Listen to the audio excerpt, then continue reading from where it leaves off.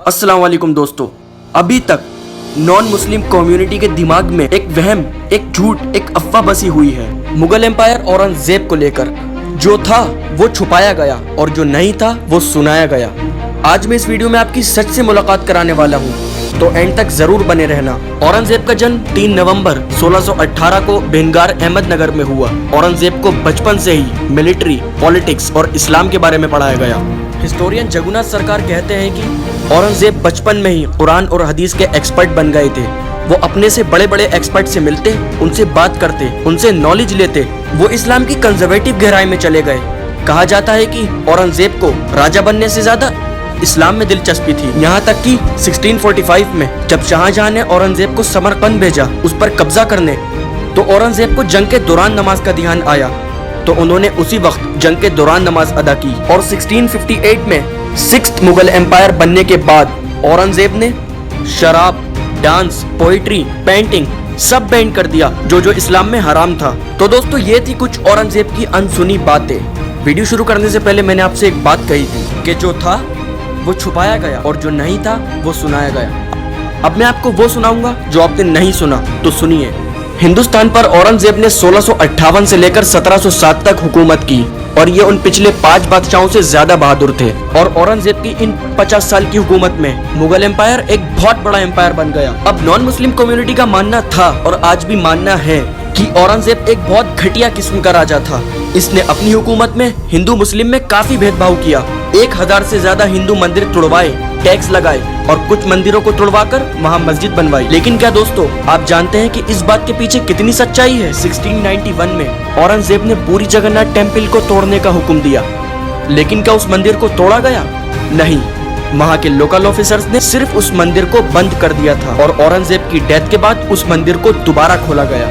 Historian Satish Chandra का कहना है कि औरंगजेब को ये सब पता था कि उसके ऑर्डर्स फॉलो नहीं किए जा रहे हैं, लेकिन उसका मैसेज सिर्फ ये देना था कि उसकी हुकूमत एक इस्लामिक हुकूमत है। 1659 में जब औरंगजेब को बताया गया कि बनारस के हिंदुओं और ब्राह्मण्स को कुछ लोग परेशान कर रहे हैं। अच्छा, ब्राह्मण्स और हिंदू वो थे जो वहाँ के मंदिरों की देखभाल किया करते थे। तो 28 फरवरी 1659 को औरंगजेब ने एक ऑर्डर लागू किया कि नए मंदिर नहीं बनवाए जाएं, लेकिन हाँ, जो मंदिर वहाँ पहले से मौजूद हैं उन्हें कोई कुछ नहीं करेगा और ना ही वहाँ के लोगों को कोई परेशान करेगा। दोस्तों, औरंगजेब का एक ऐसा इंसाफ जिससे आप शायद वाकिफ नहीं हैं। 1669 में औरंगजेब ने आर्कियोलॉजी सर्वे डिपार्टमेंट के द्वारा ये पहले ही साबित कर दिया था। वाराणसी में जहाँ ज्ञानवापी मस्जिद बनी हुई है, वहाँ कभी हिंदू मंदिर हुआ करता था। ये मस्जिद उस मंदिर को तोड़कर बनवाई गई है। रिचर्ड ईटन का मानना था कि औरंगजेब ने 15 से ज्यादा मंदिर तोड़वाए, लेकिन वहीं इयान कॉफलैंड और इख्तियार आलम खान का मानना था कि औरंगजेब ने जितने मंदिर तोड़वाए उससे कहीं ज्यादा मंदिर बनवाए। हाल ही में अभी एक न्यूज आई है, असम की party all India United democratic front के विधायक अमीनुल इस्लाम ने ये दावा किया है कि औरंगजेब ने 400 से ज्यादा मंदिरों के लिए जमीन दी, जिसमें से कामाख्या मंदिर भी उसी जमीन पर बना हुआ है। हाँ, औरंगजेब ने नॉन मुस्लिम कम्युनिटी पर एक टैक्स जरूर लगाया था, जजिया टैक्स। ये टैक्स मुस्लिम कंट्रियों में लगाया जाता था। इसका मतलब होता है कि अगर आप मुस्लिम कंट्री में रह रहे हैं और वहाँ रहकर आप अपना धर्म फॉलो करना चाहते हैं, तो आपको उसके लिए टैक्स देना पड़ेगा। बादशाह अकबर ने इसको अपने टाइम में खत्म कर दिया था, लेकिन एक सदी बाद औरंगजेब ने इस टैक्स को दोबारा लागू कर दिया। अब कुछ हिस्ट्रियंस का मानना था कि ये टैक्स हिंदुओं पर दबाव डालने के लिए लगाया गया था। कुछ का मानना था कि इस टैक्स का मतलब मुस्लिम आबादी बढ़ाना और हिंदू आबादी कम करना था। लेकिन दोस्तों, इसके पीछे भी एक वजह थी। इटालियन ट्रेवलर मानुची ने बताया कि इस टैक्स का मतलब था कि औरंगजेब अपनी सरकार के लिए पैसे इकट्ठे कर सके। वहीं जगन्नाथ सरकार ने बताया कि जजिया टैक्स का मतलब हिंदू आबादी कम करना या भेदभाव करना नहीं था, क्योंकि ये टैक्स बच्चों, बूढ़ों, औरतों और बेरोजगारों पर लागू नहीं किया गया था। इस टैक्स का मतलब था मुल्लों का समर्थन जीतना, क्योंकि दोस्तों उस वक्त मुल्लों के बीच एक बहुत बेरोजगारी फैली हुई थी और औरंगजेब का ये एक तरीका था उन्हें नौकरी देने का, क्योंकि जजिया टैक्स वही कलेक्ट करते थे। अच्छा, एक आखिरी बात, औरंगजेब ने सिखों के साथ क्या किया?